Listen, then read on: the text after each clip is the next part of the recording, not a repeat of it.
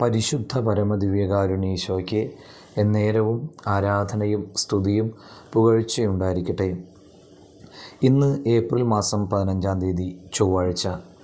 വിശുദ്ധ അന്തോണീസിൻ്റെ മാധ്യസ്ഥം ഇന്ന് പ്രത്യേകം പ്രാർത്ഥിക്കാം. നോമ്പിൻ്റെ 45-ാം ദിവസം. കർത്താവെ, പുതിയ പ്രഭാതമൊരുക്കി അവിടുത്തെ തിരുസന്നിധിയിലേക്ക് ഞങ്ങൾ ഉണർത്തുന്ന വലിയ കരുണയ്ക്ക് നന്ദി പറയുന്നു. കർത്താവെ,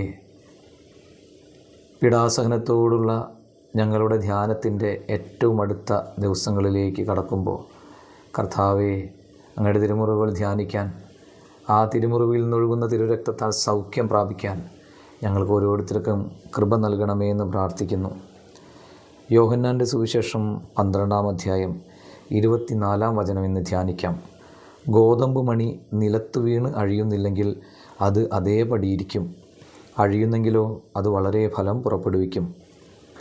അഴുകൽ അത്ര സന്തോഷമുള്ളതും എളുപ്പവുമായൊരു കാര്യമല്ല.